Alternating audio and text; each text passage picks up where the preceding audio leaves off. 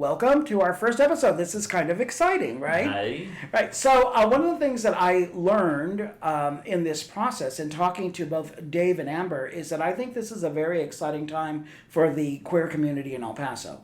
I think it's a time of growth and change and expansion, and El Paso is starting. The queer community here in El Paso is starting to grow more, further wings, and sprout new ideas and new concepts. And my experience is different from you all, so I think that this kind of movement and growth forward is really necessary. And to me, it's surprising that it's taken so long to get such progress. I agree, especially for a city of our size. I always used to say that El Paso is about 20 years behind the time, and it seems like we're closing that gap. But we're still a little bit lacking from big cities, as Amber had mentioned. When we talked to her later, she'll mention about how, comparing it to San Francisco or Dallas or some of the other communities that have been very large and very active. But it is still an exciting time for our community. And it has its challenges. What did you all think of hearing about the history of Sun City Pride? Well, I was intrigued, of course, and fascinated to the point where Dave realizes how a big city like San Francisco can translate into what could happen here in El Paso. That it's interesting to hear people glean or learn or get inspired and then take that and transform it into something of their own. Yeah, actually, I was really proud of the fact that I did ask him a little bit about the first Pride celebration he went to, and I was with him, 20 years ago in San Diego. And I remember him, that we were all much younger then, but he was extremely excited, really into it, and you could almost see that lit that fire inside of him. But for me to imagine that he would be where he is today and what he's done in our community is absolutely amazing to me. I mean, he is Super Dave, for sure. Absolutely, and it's inspiring to hear his journey of his personal journey as he discovers who he was and who he was to the community and how he could improve that community that he's now become a part of. Right, and a lot of times people don't understand that it's not just the Pride Parade. I mean, that was the spark that got a fire lit under Dave 20 some years ago, but the philanthropical aspects of it and the donations that they do and the scholarships that they provide, I mean, that's all an aspect that I think is something that our community should be really proud of. But the parade is obviously the big party weekend, and that's a lot of fun, and they've done a good job of creating events that last all throughout Pride Month. But Ceci, as our cisgendered woman on staff, our producer, she this was your first Pride parade, was that right? Past one? That's true. As much as I've been an ally for years and, had several friends and, I think I'm part of the community. Yes. This was the first time I'd ever went. And I was amazed at the familial atmosphere that there was. It wasn't just, pride and partying. There was families, there was bunches of families, there watching the parade, and that to me, I think says a lot about El Paso. I couldn't agree more. And also I was the thing that, Izzy and I worked together on a magazine called The Tea back in the early 2000s.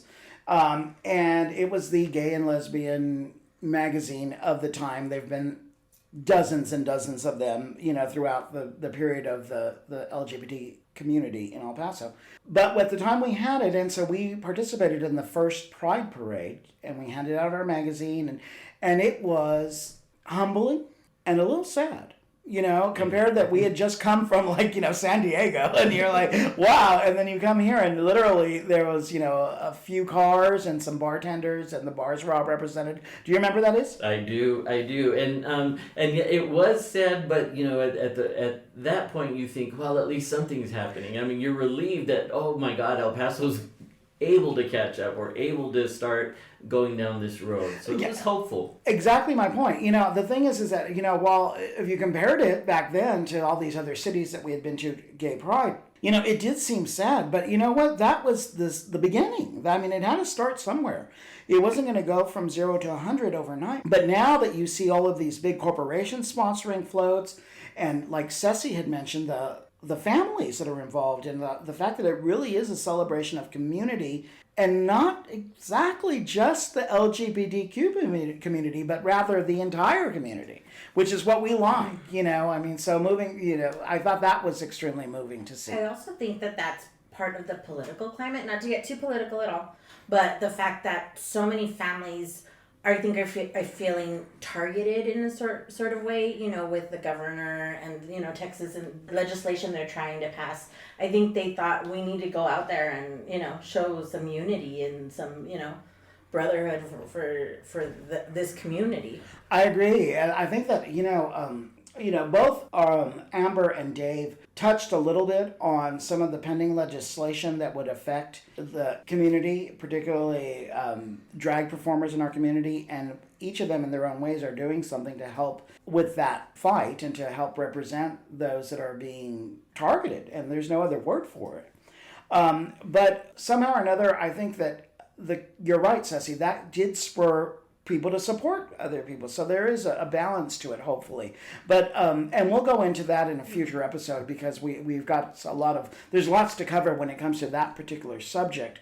But it's amazing to me how we still, no matter how much we've grown, we're still kind of our own little bubble in El Paso, Texas. Yes, we are our own little bubble. We have a unique culture here that we can fashion our pride events and our parades and whatnot after larger cities, but we also have the opportunity to grow our own brand of it, our own border region gay pride flavor.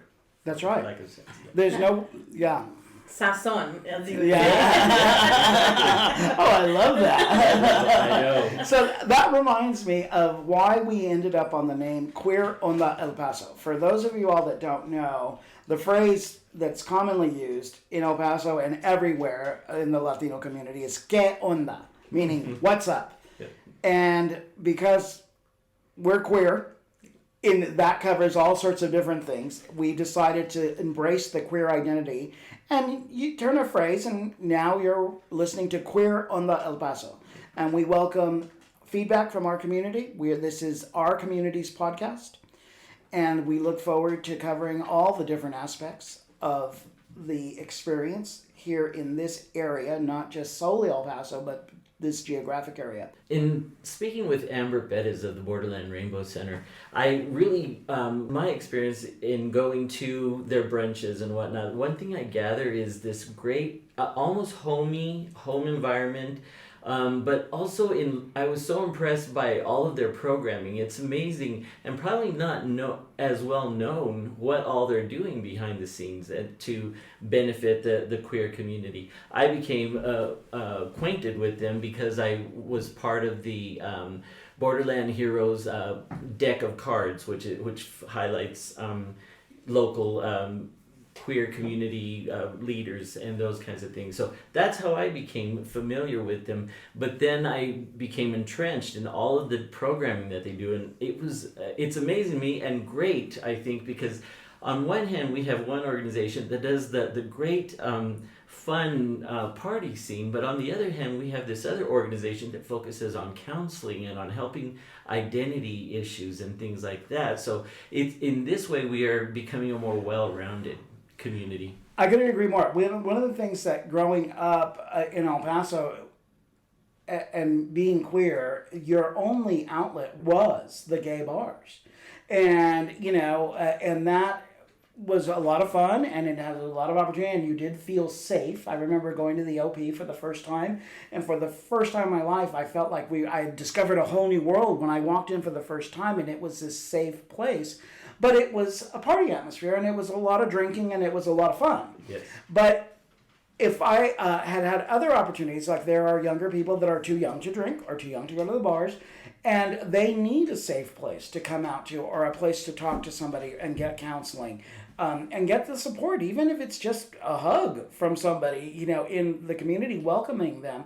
And that's what the Borderland Rainbow Center offers. And and that was something that Amber really did stress, was the idea of safety and creating a safe place for not just the younger ones, but especially the younger ones, but also for the entire community. And then on top of that, not only, like you had said, Izzy, all of the counseling opportunities and all of the support that they offer, but they operate a food bank in their neighborhood, and they're have lofty ambitions for how they want to see the Rainbow Center grow. And again, going back to 20 some years ago when we had the first gay pride parade, I never would have even thought that we would have had a Borderland Rainbow Center. That kind of organization, yeah. I mean, unfortunately, those kinds of organizations always fall, under, funding deficiencies and things like that. And you always hear about the people with the money, and organizations like this, they rely on donations and they rely on word of mouth, to help those that they offer services to. So this even our podcast can help get word out and get more people out there to use their services. I was intrigued by her intergenerational socialization program, which you don't think is a problem we associate in our own circles, and you don't think that combining generations is a priority, but it absolutely is, because it's part of understanding the people in our community. And that, I think, is a huge part of understanding the queer community as well, just understanding, period. That, and also, those of us that, a lot of us have, full family lives, but we almost take for granted the intergenerational influences they have. But, very few people have a gay uncle or aunt or grandfather or grandmother that are out and in the community. But here you are able to pair a younger person with somebody that's been around and has this knowledge to impart, or an experience to share, or stories to tell, or friendships to develop. And that is a big part of our socialization to make us more of a cohesive community, without a doubt. Absolutely. What came to mind when we were talking about the intergenerational link was that the idea, and it's an old quote, but those who don't learn from history are doomed to repeat it. And of course, you've got this older generation that can lead and help form the young future generations of the LGBTQ community, and also watch them foster and flourish and grow from that experience. I couldn't agree more. Yeah, it was quite enlightening talking to her, and also I personally think that both Dave and Amber are just powerhouses in our community, and each of them are a blessing to the LGBTQ community. And that brings up something else. I want to get away from saying LGBTQ. I think that for the purpose of this podcast, we're simply going to embrace the moniker queer and know that that is all inclusive and all the shades of all the colors of all the rainbow. So we welcome our queer and queerer listeners. And I appreciate not having to trip over all of those letters. You know that we're gonna run out of letters pretty soon. Yeah. There are only 26, and I think we've already got like 10 of them covered. So I don't know how much more we can do. I remember I heard somebody say it was the queer alphabet.